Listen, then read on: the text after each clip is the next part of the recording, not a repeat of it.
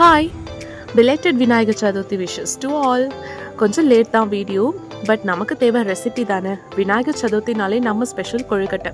வாங்க எப்படி செய்யறதுன்னு பார்க்கலாமா? ஃபர்ஸ்ட் நம்ம மிக்ஸி ஜார் எடுத்துக்கலாம். அதில் ஒரு 6 ஏலக்காய், வாசனைக்காக ஏலக்காவை சேர்த்துருக்கோம். அப்புறம் ஒரு கைப்பிடி நிறைய வறுத்த வேர்க்கடலை எடுத்துருக்கோம். கொஞ்சமாக எள்ளு, இது எல்லாத்தையும் சேர்த்து கொஞ்சம் கொரப்பாக எடுத்துக்கோங்க. அரைச்சி எடுத்துக்கணும். பாருங்கள், இந்த அளவுக்கு இருக்கணும். கொஞ்சம் ஒன்றும் பாதியமாக அரைச்சி எடுத்துக்கணும்.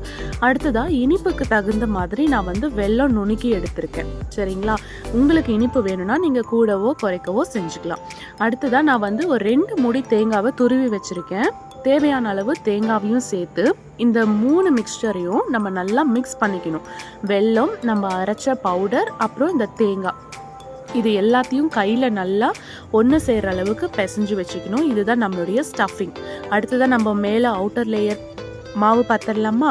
இது நான் ரொம்பலாம் கஷ்டப்படலை. Just make it simple. Anil கொழுக்கட்டை மாவுன்னு நம்ம கடையிலேயே விற்றாங்க, அதை வாங்கிட்டு வந்தாச்சு.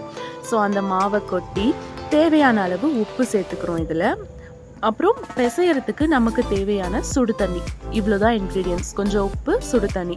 தண்ணி கொஞ்சம் கொஞ்சமாக ஊற்றி பிசைஞ்சுக்கிட்டாங்க. மம்மி தான் இந்த ப்ராசஸ்லாம் செஞ்சாங்க. I'm just taking the video. So எல்லாமே சப்பாத்தி மாவு பதத்துக்கு பிசைஞ்சு எடுத்தாச்சு. அடுத்து நம்ம கொழுக்கட்டையை ரெடி பண்ணிடலாமா? This is the main point. So கொஞ்சம் மாவு எடுத்து அதை உருண்டை பிடிச்சி நல்லா உள்ளங்கையில் வச்சு தட்டி ஒரு ஸ்பூனில் அந்த சூர்ணத்தை எடுத்து உள்ளே வச்சு நல்லா ஸ்டஃபிங் பண்ணணும். நமக்கு எந்த அளவுக்கு சூர்ணம் வேணுமோ அந்த அளவுக்கு எடுத்து வச்சுக்கலாம்.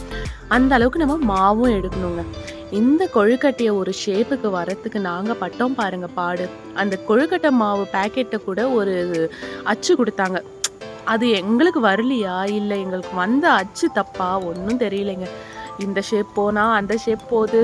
ரொம்ப மாற்றி ஷேப்பை ரொம்ப கொலை பண்ணிட்டோம். சரி, நமக்கு வர இந்த பாம் ஷேப்பையே நம்ம வச்சிடலான்னு சொல்லிட்டு பாருங்கள் எந்த அளவுக்கு கன்றாவி பண்ணி வச்சுருக்கோன்ட்டு.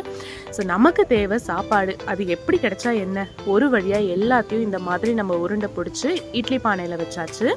இதை நல்லா மூடி போட்டு 20 மினிட்ஸ் இதை நம்ம ஸ்டீம் பண்ணி எடுத்துட்டா easy and yummy and moreover சிம்பிளான கொழுக்கட்டை ரெசிபி ரெடி. இதை நம்ம ஃபெஸ்டிவல் சீசன் மட்டும் இல்லைங்க, நமக்கு எப்போல்லாம் ஸ்வீட் கிரேவிங்ஸ் வருதோ அப்போல்லாம் செஞ்சு சாப்பிடலாமே, என்ன தப்பு இருக்குது இல்லை? ஸோ இதை நீங்களும் செஞ்சு பாருங்கள். எப்படி இருக்குன்னு கமெண்ட்டில் சொல்லுங்கள். பாய்.